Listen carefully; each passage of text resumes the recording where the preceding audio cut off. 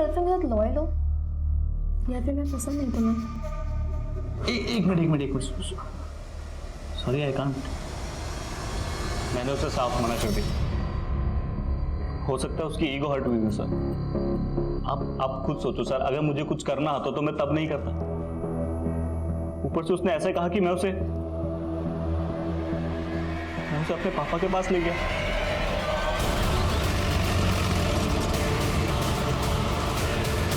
रात पार्टी में मौजूद लोगों से भी इन्वेस्टिगेटिंग डिपार्टमेंट अपने तरीके से पूछताछ कर रही थी और उस टैक्सी वाले को भी फिर से तलब किया गया जिसने आराध्या को रेप के बाद उसे उसके घर छोड़ा था। हाँ साहब, मैं मानता हूँ उस सुबह मैं MG रोड क्रॉसिंग पे था, लेकिन मैं अपनी टैक्सी में सो रहा था और मैंने उस लड़की को तब देखा जब वो मेरी टैक्सी हायर करने आई। उस वक्त हालत कैसी थी उसकी? हालत तो ठीक नहीं थी साहब, वो बहुत ज़्यादा डरी हुई लग रही थी।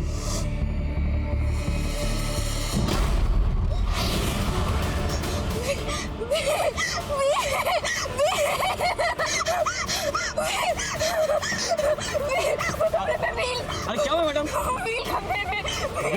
साहब मुझे कुछ समझ ही नहीं आया, वो कौन से व्हील और कौन से कमरे की बात कर रही थी। ये टैक्सी वाला बोल रहा है कि आराध्या किसी व्हील और कमरे की बात कर रही थी। कहीं ये कमरा वही तो नहीं जिसमें आराध्या का रेप हुआ था? तो किसी व्हील का भी उस ब्लू गेट वाले घर से कनेक्शन है? ऐसा कोई घर मिला? नहीं सर, फिलहाल तो नहीं। हाँ, लेकिन आराध्या की दोस्त नैना ने एक नई स्टेटमेंट दी। सर मैंने ये बात पहले भी पुलिस को बताने की कोशिश की थी, लेकिन वो वही जानने में इंटरेस्टेड थे जो वो जानना चाहते थे। कब की बात है ये? क्या हुआ? मुझे लगा वो सुपर शादा भी यहीं खड़ा था और हमें मोबाइल में रिकॉर्ड कर रहा था। सर तब तो हमने ये बात को इग्नोर कर लिया था, लेकिन आराध्या के रेप और मर्डर के बाद ऐसा लगा कि शायद इसका कुछ कनेक्शन हो। नाम क्या उस सुपर का? सर शंकर, वो यही काम करता है।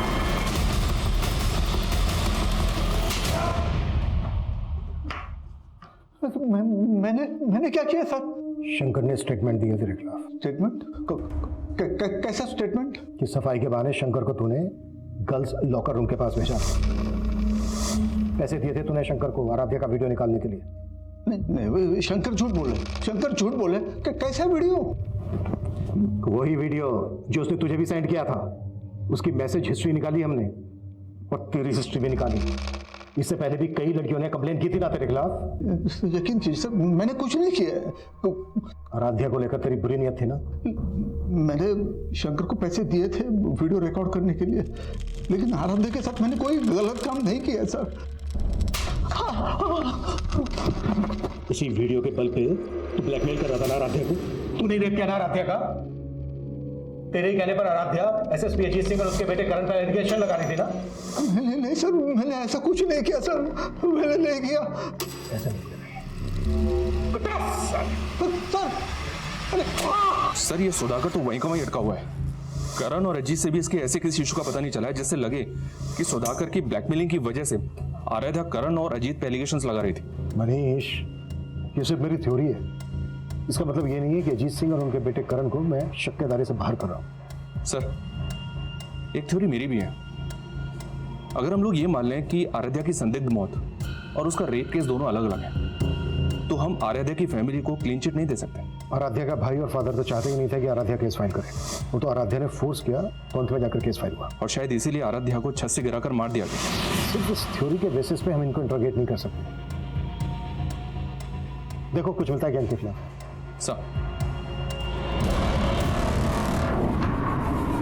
अब आराध्या के पिता और भाई शक के दायरे में थे और तभी एक नई जानकारी सामने आई।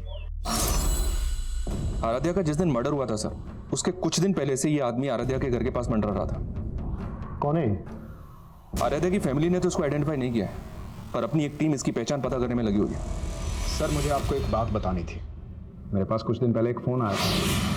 हेलो सर, वो फ़ोन एक लड़की का था। इस केस के बारे में कुछ जानती थी, मुझसे मिलना चाहती थी, पर केस तब तक आपको ट्रांसफ़र हो गया।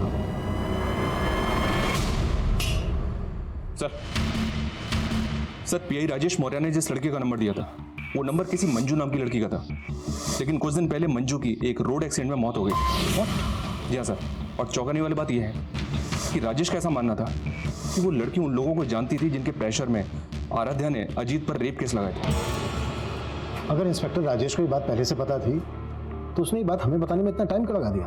Manju hit and run case Narendra Nagar थाने में आया था और जिस टेम्पो से मंजू का एक्सीडेंट हुआ था उस टेम्पो का भी अभी तक पता नहीं लगा पाए ये लोग। और सर वो लोग ऐसा मान रहे हैं कि मंजू जानबूझ के टेम्पो के आगे आई, क्योंकि मंजू के फादर ने स्टेटमेंट दिया था कि मंजू ने पहले भी सुसाइड करने की कोशिश की थी।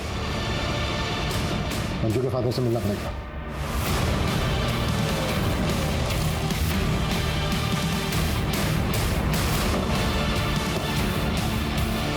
हाँ साहब, ये सच है कि मेरी बेटी ने आत्महत्या करने की कोशिश की थी।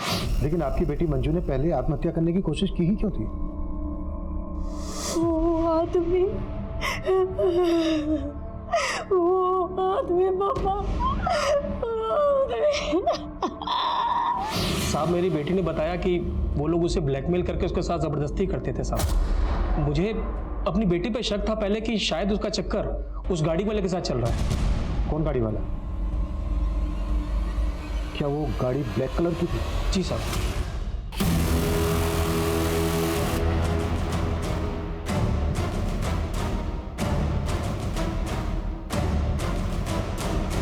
फिर साहब मैंने उस कार का पीछा किया जिस कार में मेरी बेटी थी, और वो कार एक कोठी में घुस गई। मैं कोठी में जाने की कोशिश की, लेकिन साहब वॉचमैन ने मुझे अंदर जाने नहीं दिया। कहाँ है वो कोठी? सब आराम नगर में है साहब। जिस कोठी की बात तुम कर रहे हो। अरे मैं डालो इसको। अरे साहब मैंने क्या किया साहब?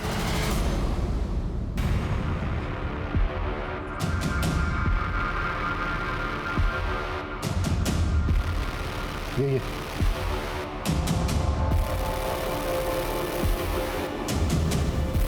साहब मुझे कुछ समझ ही नहीं आया, वो कौन से व्हील और कौन से कमरे की बात कर रही थी।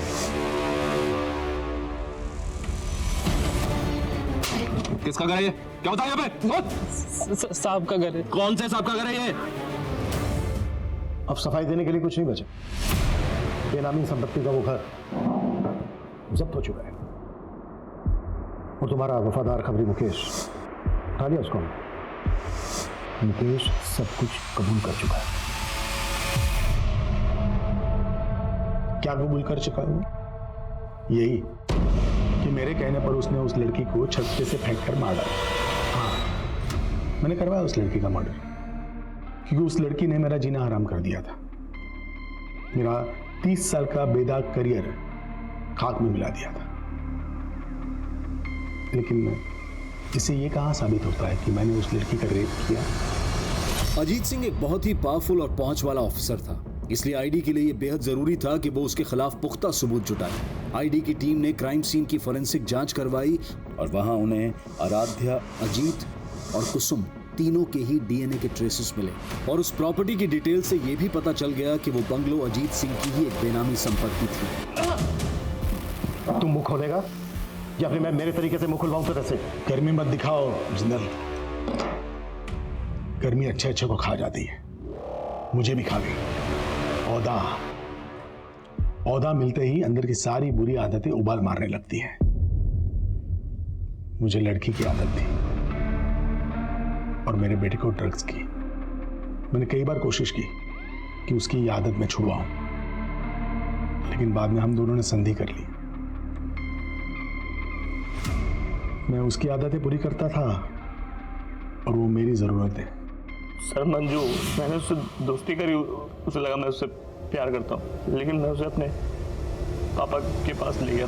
मंजू कमजोर थी, उसे मजबूर करना बहुत मुश्किल नहीं था, लेकिन आराध्या नखरीली क्रीम थी। करुण को उसके लिए बहुत पापड़ बेलने पड़े। सर वो पार्टी में आराध्या के बियर में मैंने ही नशे की गोली मिलाई थी सर। पार्टी के बाद जब आराध्या घर को निकली तो मैं उसके पीछे गया। मैंने देखा सर वो ऑलमोस्ट बेहोश सी पड़ी थी रास्ते में। मैं उसे लिफ्ट दी और पापा के पास ले गई। तुझे लगा कि आराध्या तुझे कभी पहचान नहीं पाएगी, लेकिन आराध्या ने तुझे पहचान लिया, वर्दी उतरा दी तेरी, और ये बात तेरे से बर्दाश्त नहीं हुई। हाँ, नहीं हुई मुझसे बर्दाश्त, और ये बात भी मुझसे बर्दाश्त नहीं हुई कि मेरा ही डिपार्टमेंट मेरे पीछे हाथ धो करके पड़ा था। और खबरी मुकेश मेरा पुराना वफादार, और उसने मेरे कहने पर आराध्या को खत्म कर दिया। मंजू को भी तूने मरवाया ना? मंजू सर पे चढ़ने लगी थी। आराध्या की हिम्मत देखकर उसे भी हिम्मत आने लगी थी। उसने इंस्पेक्टर राजेश को फोन कर दिया। हेलो। ये बात मुझे पता चल गई और मौका देखते ही मैंने उससे भी। पुलिस रक्षक होती है, भक्षक नहीं। और एक बाप अपनी औलाद को सही रास्ते पर लाता है, गलत रास्ते पर नहीं। तूने अपने बेटे को अपने निजी स्वार्थ के लिए गलत रास्ते पर लाया।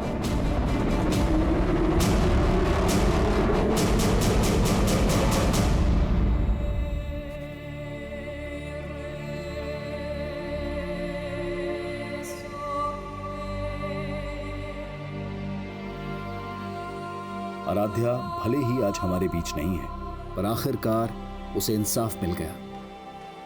कहते हैं कि पावर अक्सर इंसान को करप्ट बना देती है, और जब अजीत सिंह जैसे पावरफुल पुलिस अधिकारी इस तरह के अपराधों में लिप्त पाए जाते हैं तो समाज में अराजकता का माहौल पैदा हो जाता है।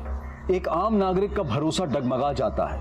जो सिस्टम उसके अधिकारों को ताकत देने के लिए बना हो, अगर वही सिस्टम उसे कमजोरी का एहसास दिलवाए तो समाज का स्वरूप डरावना हो जाएगा। लेकिन सामाजिक और पारिवारिक स्तर पर हमें भी अपनी सोच में, अपने ख्यालों में वो आजादी लानी होगी जो महिलाओं को एक दबाव मुक्त, एक अपराध मुक्त माहौल दे सके। लेकिन हमें उस सोच से भी बचना होगा जहां बेफिक्री की आदत हमें तमाम फिक्रों में जकड़ लेती है, जैसा कि आराध्य के साथ हुआ। जिंदगी शौक से जीना अच्छी बात है, लेकिन शौक पूरे करते वक्त इतने भी बेखौफ ना हो जाएं कि हमें अपने आसपास खतरे की दस्तक भी ना सुनाई दे। अब मैं अनूप सोनी आपसे विदा लेता हूं, फिर मुलाकात होगी क्राइम पेट्रोल सतर्क में एक और नए केस के साथ। तब तक अपना और अपना उठाने के लिए हम सब ने अपनी चुप्पी तोड़ी थी, पर मेरे लिए ना धरना है ना आशा की कोई आग जली। क्या मुझे कभी इंसाफ नहीं मिलेगा?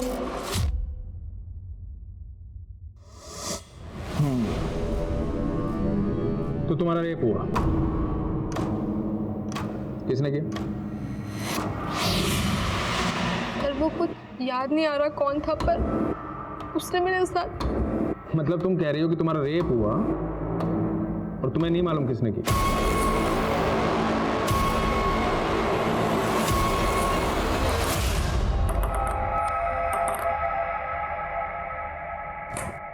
नमस्कार, आदाब। क्राइम पेट्रोल सतर्क के आज के एपिसोड में मैं अनूप सोनी आप सबका स्वागत करता हूं। यह घटना एक लड़की की जिंदगी की बहुत ही भयानक और विचित्र रात से जुड़ी थी। उस रात का एक एक पल यातनाओं से भरा था, लेकिन उस लड़की को अपने अपराधी का परिचय नहीं मालूम था। आखिर आराध्या कब, कैसे और क्यों इस जटिल परिस्थिति में पहुंची?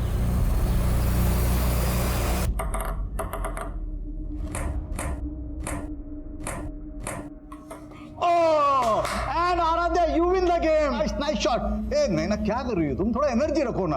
Aaradhya, I like it. लेकिन गेम है ना, इतना लंबा नहीं चलना चाहिए। थोड़ा इंप्रूवमेंट करो। और देखो क्या है, ये बैकहैंड है ना, ये बैकहैंड को हम ये ऐसा पकड़ा हमने और ये हमने ये स्ट्रोक दिया, समझिए? ये स्ट्रोक दिया। नैना देखो, तुम्हारा क्या होता है, तुम एनर्जी नहीं रखती, तुम्हें फोर्स होना चाहिए। हाँ, ये जो स्ट्रोक है ना, ये इस तरह से, ये ऐसे।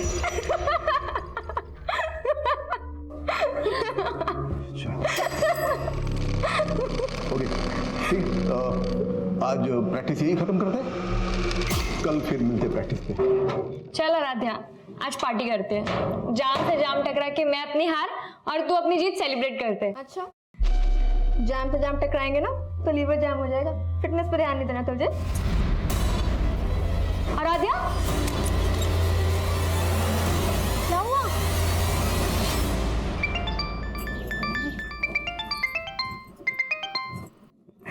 हाँ जी बोलो। 5 बज रहे हैं और आराध्या अभी तक घर नहीं आई। अच्छा, तो आपके बेटे ने आराध्या की आपको सारी खबर दे दी? हाँ, तो भाई है तो फिक्र तो होगी ना उसको। और तुमने माओ की क्या किया? उल्टा उसको क्लब का मेंबर बनवा दिया और तब से पैर नहीं टिकते उसके घर पे। अरे भगवान ने इतनी टैलेंटेड बच्ची दी है तो ऊपर वाले का शुक्रिया अदा करो। और ये रोक टोकना अच्छी बात नहीं है। तो अब कहाँ पे झंडे गाड़ रही है? देखो, लीवर की फिक्र होना तो ठीक है, लेकिन दिल का भी ख्याल रखना चाहिए। मौसम देखो यार कितना अच्छा है। ये लो। बस तल्ली नहीं होना मुझे, घर भी तो जाना है। ओ हेलो, हमें कौन सा शमशान जाना है? बारिश है, बियर है, तुझे और क्या चाहिए? चल अब आइए ना, तो अच्छे से एंजॉय करके जा। एंजॉय तो तब करूंगी ना जब कंट्रोल में रहूंगी। कंट्रोल? अरे मैं हूँ ना, मैं करता हूँ तुझे कंट्रोल। नहीं पीना यार, प्लीज। आजा। सुपर हीरो तो होगा नहीं जो ये छत से कूदने के जीन्स आ गए तेरे अंदर हैं? चिल कर यार, मैं तो बस ये कह रहा था कि ये रिस्की खेल बंद कर एंड हैव सम फन। चल देख। ओ हेलो, तू बड़ा ब्लश कर रही है, जानती है क्या उसे? जानती तो नहीं, पर लड़का जानने लायक है। अपने बॉयफ्रेंड के सामने फ्लर्ट कर रही है। आज तू पीने के लिए ब्लैकमेल कर रहा था, कल को जीने के लिए ब्लैकमेल किया तो तेरे साथ रिस्क बहुत है। समझा? कोई रिस्क नहीं है पापा, आप तो ऐसे डर रहे हैं जैसे दूसरी लड़कियां जॉब ही नहीं करती। होटल में वेटर का काम करके बड़ा नाम रोशन कर रही मेरा, और रोज रात को 12 बजे तक घर आती है। देख मंजू, ये सब नहीं चलेगा। पापा, आप खुद तो मेरी पढ़ाई का खर्चा उठा नहीं पाते, अब क्या मैं खुद की पढ़ाई के लिए पार्ट टाइम जॉब भी नहीं कर सकती? बोल तो ऐसे रही है जैसे तुझे अनपढ़ छोड़ रखा है मैंने। बीए करवा दिया ना, अब इसके आगे ना तो पढ़ाई करेगी ना जॉब करेगी, समझी?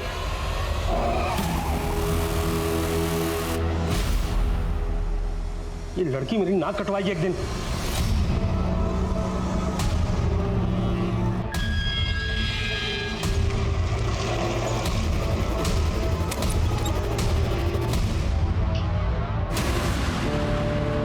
हेलो पापा, आराध्या घर पे ही है। जैसे कल रात को आपने उसकी क्लास ली थी ना, बस वैसा ही करो उसके साथ, लाइन पे आ जाएगी। अब वो चाहे कुछ भी कर ले, मुझे उस संकी से बात ही नहीं करनी है। बाय द वे, ये कहीं उस करण का जादू तो नहीं जो तूने अभिनव से तुरंत ब्रेकअप कर लिया? हाँ, खींच मत यार, मुझे बस अपने गेम पे फोकस करना है। ओह चैंपियन, अच्छा सुन, आज पार्टी में तो आ रही है ना? नहीं यार, घर में पापा ने डिटेन कर रखा है और भाई मेरे पे पहरा दे रहा है, कैसे आऊंगी?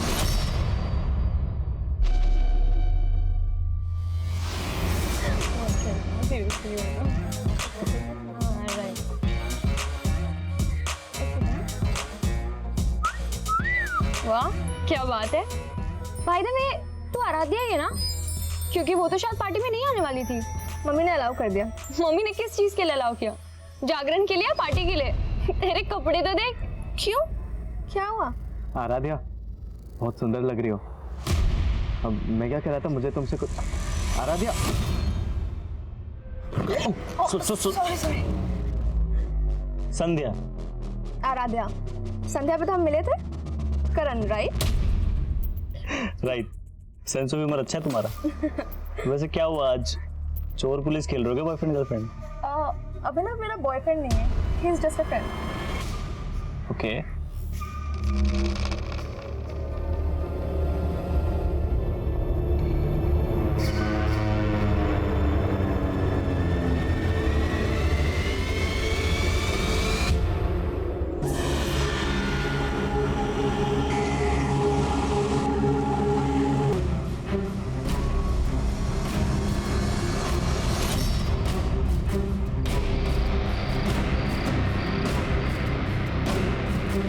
ज्यादातर रेप विक्टिम्स अपनी तकलीफ अपनों से भी नहीं बता पाते, पर ऐसे मामलों में विक्टिम की मेडिकल रिपोर्ट एक इंपॉर्टेंट एविडेंस होती है और एफआईआर में की गई देरी इस एविडेंस को मिटा सकती है। आराध्या ने अपने परिवार को भी ये बात 3 दिनों बाद बताई, लेकिन तब तक बहुत देर हो चुकी थी। शराब, पार्टी और लड़के, इसके अलावा कुछ सोचता है तुझे? ये तो होना ही था तेरे साथ। बस कर अंश, इसका रोड होकर के पहले ही बुरा हाल है और तू है कि इसको कोसे ही चला जा रहा है। और तू क्या कर रही है स्वासनी? अभी भी अंश को रोक रही है तू। बड़ा बोल रही थी ना, बड़ी टैलेंटेड लड़की पैदा की है। अरे हमारी इज्जत खराब करने के लिए पैदा हुई है ये। अब कुछ बोलेगी? कौन था वो, क्या नाम था उसका? कुछ बोलेगी? पापा नाम क्या? इसको तो उसकी शक्ल तक याद नहीं है। क्या? हाँ, नशे में टूल थी। मुझे तो लगता है दारू के साथ ड्रग्स भी लेना चालू कर दिया इसने। ड्रग्स नहीं लिया था मैंने, बस थोड़ी सी बियर पी ली थी। ऐसे बोल रही जैसे बहुत महान काम किया इसने। हाँ मैंने गलती की पापा, पर उसका मतलब ये नहीं कि कोई भी मेरा रेप कर देगा। 3 दिन से इसीलिए चुप थी कि मुझे पता था आप मुझे गलत समझोगे, और जिसने गलत किया है उसे कोई भी नहीं कोस रहा है। अरे तो कोसने के लिए कोई होना चाहिए ना। अब वो जो भी है उसे पुलिस ढूंढेगी। हाँ हाँ, तू तो बड़ी मिनिस्टर की बेटी है, पुलिस तेरे इशारे पे काम करेगी। क्या बोलेगी पुलिस को तू? तुझे उसका नाम, उसकी शक्ल कुछ तो याद नहीं है, तो चुपचाप घर पे बैठ, कहीं जाने की जरूरत नहीं है।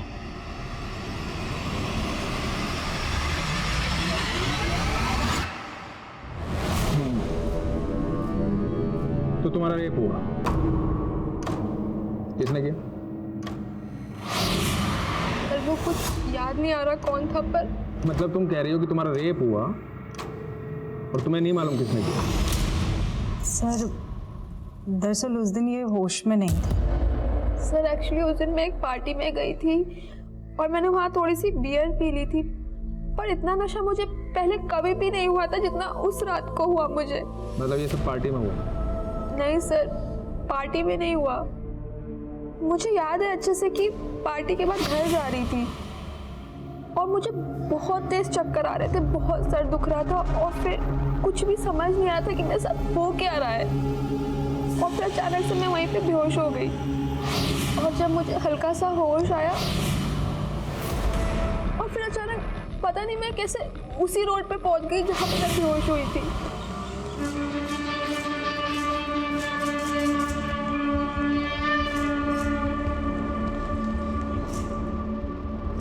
फिर मैंने रियलाइज किया कि मुझे पेट में दर्द हो रहा है, कुछ समझ ही नहीं आ रहा था।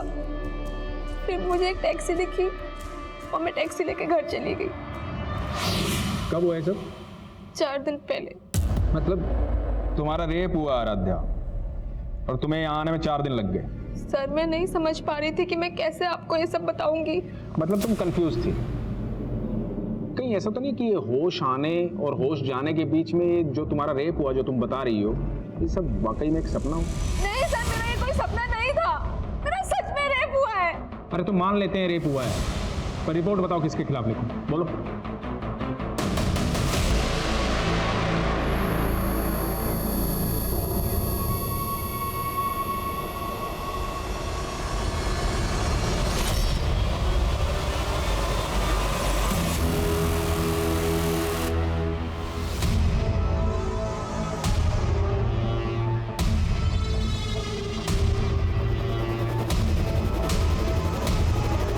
देख लिया ना पुलिस के पास जाके? मैंने पहले ही बोला था वो लोग कंप्लेंट तक नहीं लिखेंगे तुम्हारी। उन्होंने कंप्लेंट नहीं लिखी पापा, इसका मतलब ये नहीं कि मेरे साथ क्राइम नहीं हुआ है। लेकिन ये भी तो हो सकता है कि तेरा रेप ही ना हुआ हो।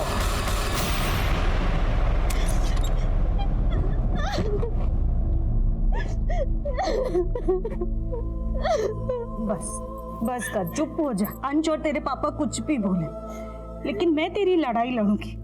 लेकिन बेटा तुझे याद करना होगा कि वो कौन था। ध्यान से सोच, शायद तुझे उसकी शक्ल याद आ जाए। अच्छा ये याद कर कि तू उस दिन उस सड़क से उस कमरे तक कैसे पहुंची। तू खुद से गई थी या तुझे कोई जबरदस्ती लेकर के गया था? ओके ठीक है, बाय। आई बैठी, आ जाओ बैठ। सर जब से ये सब हुआ है तब से ये बहुत सदमे में है। मैं समझ सकता हूं बेटा, डरने की जरूरत नहीं। तुम्हारे साथ जो कुछ भी हुआ है हमें ठीक से बताओ।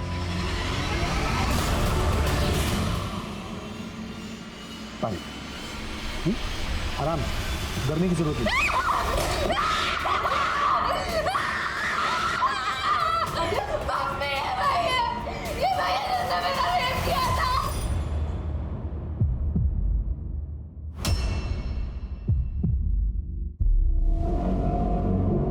क्या क्या बोल रही है? सॉरी सर, ये बहुत डिस्टर्ब है जब से ये सब कुछ हुआ है।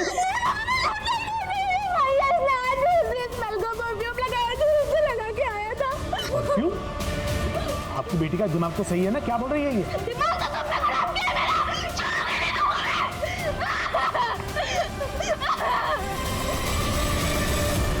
आराध्या कह रही थी कि उसे उस आदमी का चेहरा तक भी याद नहीं है जिसने उसके साथ बलात्कार किया था, और अब परफ्यूम की स्मेल की दलील देकर एक एसएसपी पर गंभीर आरोप लगा रही थी।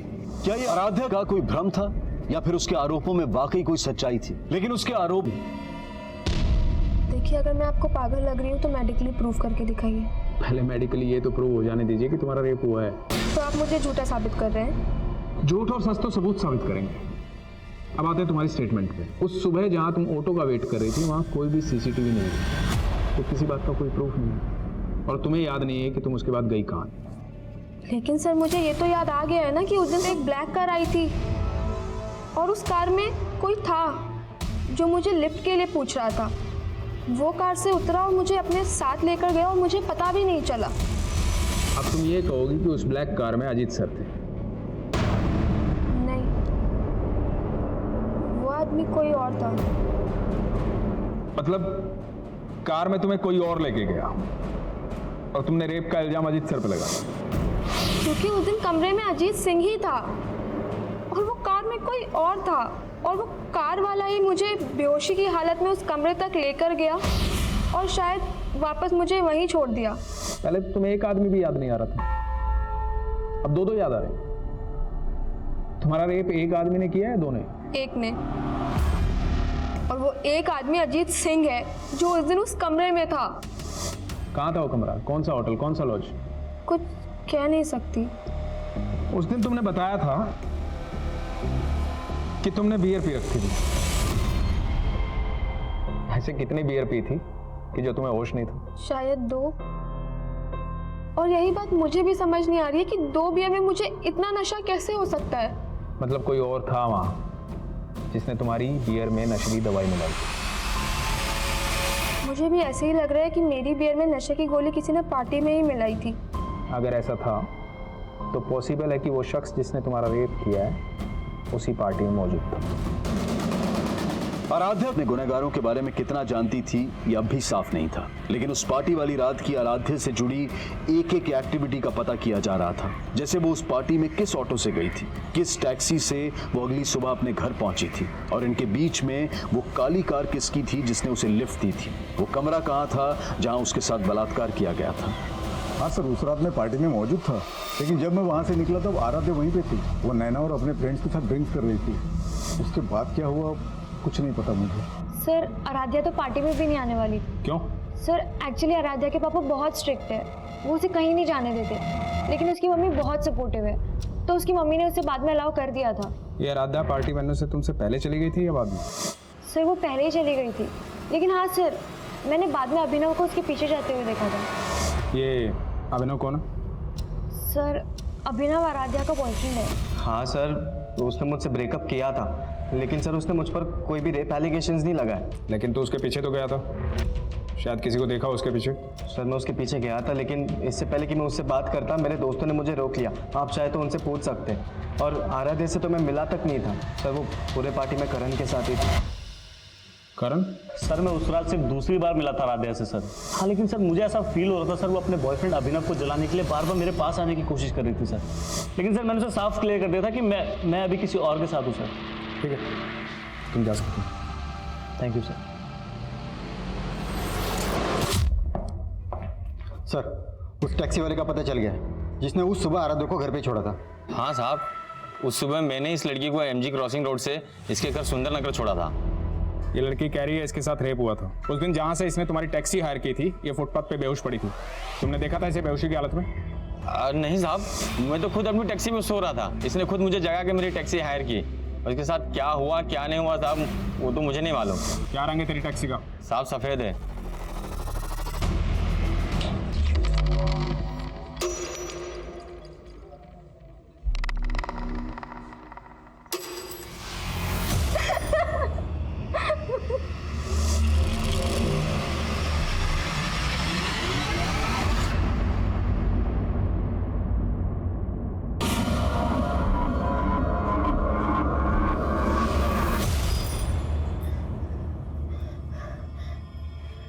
याद आया मम्मी, उस घर का मेन गेट का कलर ब्लू था जहाँ पे मुझे वो ब्लैक कार लेके गई थी। Blue colour? पर बेटा पुलिस ने कंफर्म किया है अजीत सिंह के बंगलों का मेन गेट ब्लू कलर का नहीं है।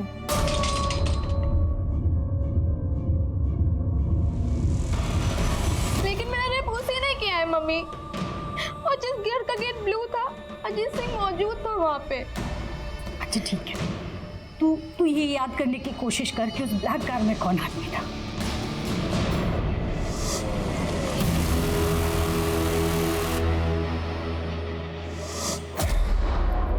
याद आया कौन था ब्लैक कार में? आराध्या। अब तुम कभी प्रूव नहीं कर पाओगे कि अजीत जी ने तुम्हारा रेप किया। मतलब अब आप वो कर रहे हैं जो वो आपसे करवा रहे हैं। अब तुम मुझे समझाओगी मुझे क्या करना चाहिए और क्या नहीं करना चाहिए? सर नाराज मत होइए, बच्ची है, नादानी में भूल गई। नादान बहुत पहुंची हुई चीज है ये। टेबल टेनिस कंपटीशन में नॉमिनेशन के लिए आराध्या की सिफारिश लेकर तुम गई थी अजीत जी के पास, क्योंकि वो तुम्हारे फ्रेंड की जान पहचान के हैं। सुहासिनी जी, मैं ऐसी कोई सिफारिश नहीं करूंगा। आपकी बेटी को क्लब में फ्री ट्रेनिंग